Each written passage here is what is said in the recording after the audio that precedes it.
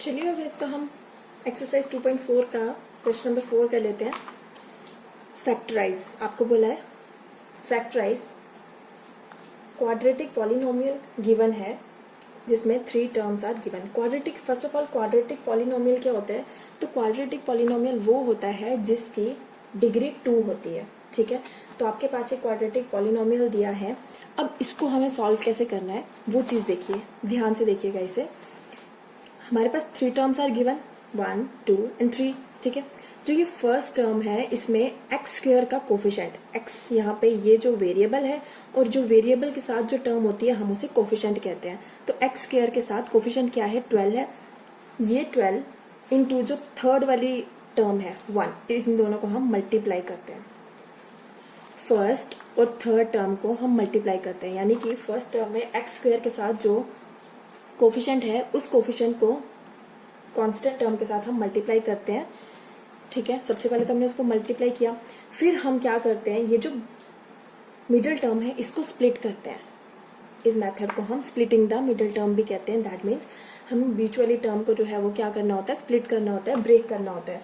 तो फर्स्ट और जो थर्ड टर्म होती है उसमें कोई चेंजेस नहीं आती है, बट येस इन दोनों को मल्टीप्लीकेशन किया है। अब इसके फैक्टर्स देख लेते हैं कि ये 12 किस किस के टेबल में आता है।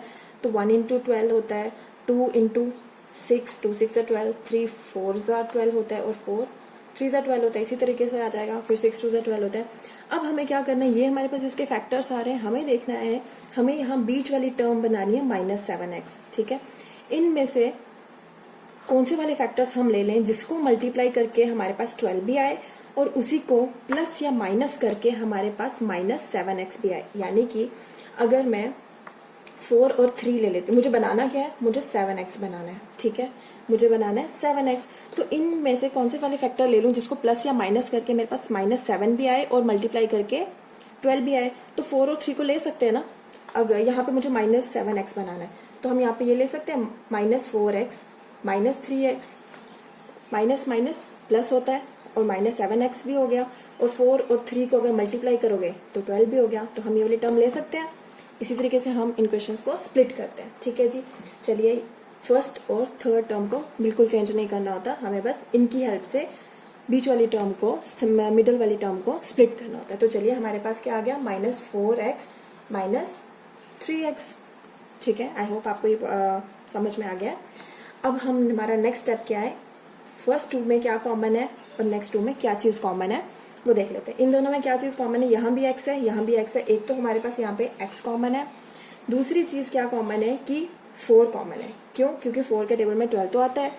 तो ठीक है, 4 के टेबल में 12 कितने से आता है, 4 3 एक x बाहर है तो इसके पास एक और x था तो यहाँ पे 3x आ जाएगा, माइनस 4x तो हमने कॉमन ले लिया तो यहाँ पे 1 आ गया।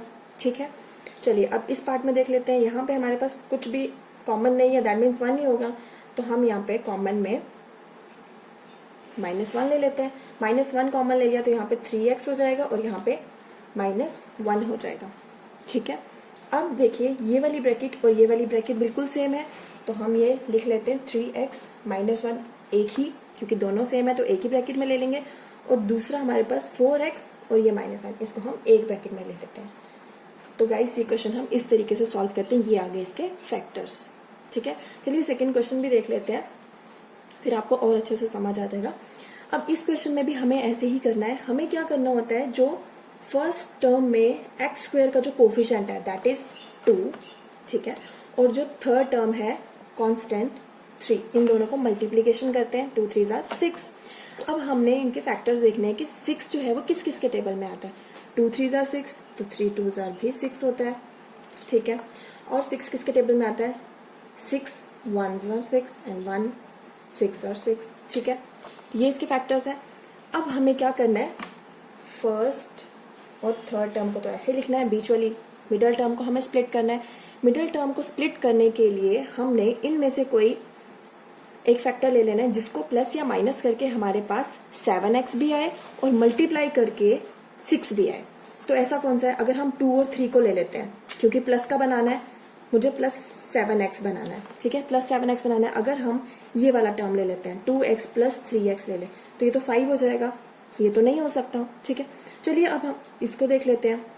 6x प्लस 1x ले लें तो क्या ये 7x के इक्वल होता है? 6 1 से 6 भी होता है, 6 प्लस 1 7x के इक्वल भी होता है, तो हम ये वाली टर्म ले सकते हैं। तो ठीक है, चलिए 7x को हमने स्प्लिट किया 6x प्लस 1x पे। ठीक है, अब नेक्स्ट स्टेप इनमें कॉमन, और इनमें कॉमन, इन दोनों में क्या चीज कॉमन है? एक तो 2 कॉमन है, दूसरा x भी कॉमन है। तो 2 और x कॉमन हो गया, तो यहाँ पर सिर्फ x बच जाएगा क्योंकि 2 बाहर आ गया हमारे पास। ठीक है, प्लस 2 3 6 और x एक ही था, वो बाहर आ गया, तो ये ब्रैकेट क्लोज।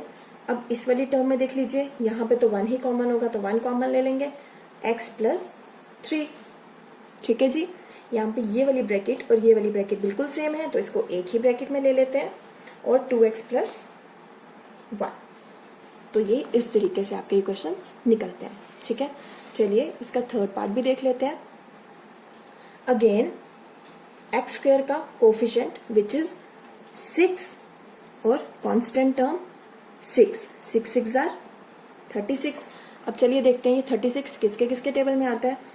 तो 2 इंटू 12 13। तो चलिए 4 9s are 36, 3 इंटू 12 हो सकता है। ठीक है, 36। लेकिन हमें बनाना क्या, हमें तो 5x बनाना है।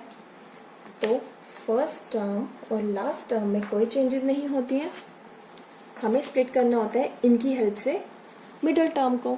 ठीक है, तो हम इनमें से क्या ले सकते हैं? अगर हम 3 और 12 को ले लें, अगर हम माइनस भी करेंगे तब भी हमारे पास 5x तो आने नहीं वाला।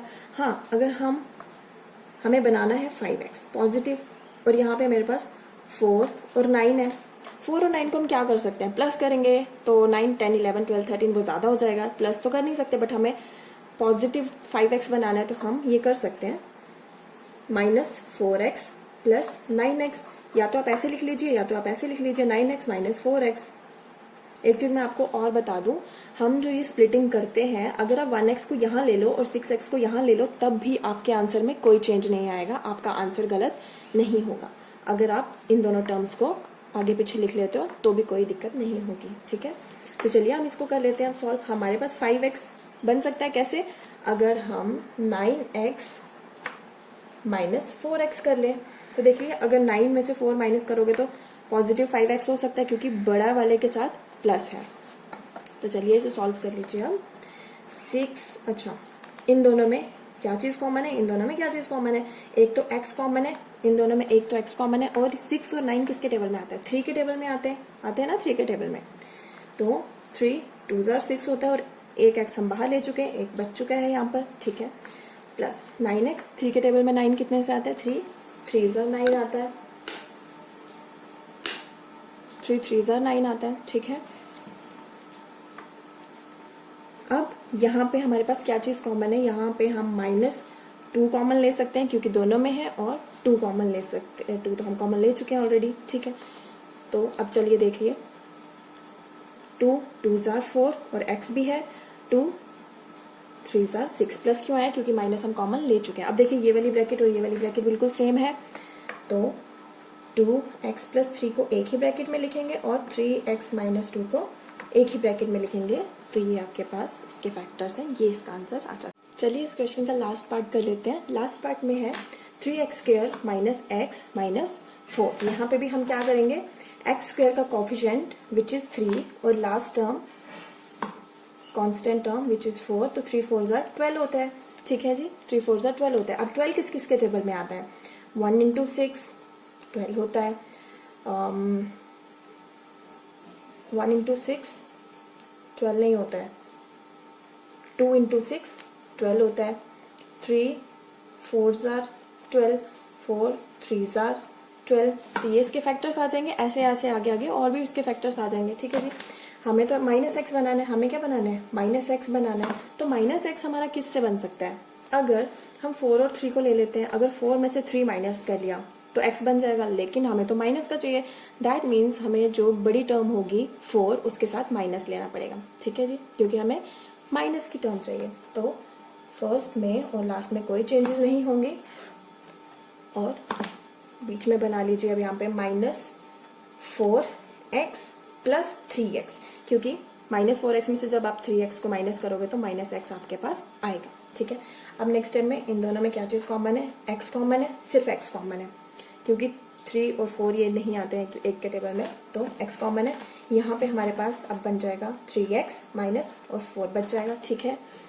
प्लस यहाँ पे कुछ कॉमन नहीं है, दैट मीन्स 1 ही कॉमन है, तो 3x माइनस 4। अब ये वाली ब्रैकेट और ये वाली ब्रैकेट सेम है, तो एक ही ब्रैकेट में लिख लेते हैं 3x माइनस 4 और ये x प्लस 1, तो ये हो जाएगा इसका आंसर। आई होप आपको ये वीडियो बहुत अच्छी लगी होगी और आपको ये क्वेश्चंस बिल्कुल अच्छे तरीके से समझ भी आए होंगे। अगर आए हैं तो मुझे कमेंट बॉक्स में लिखकर ज़रूर बताइएगा।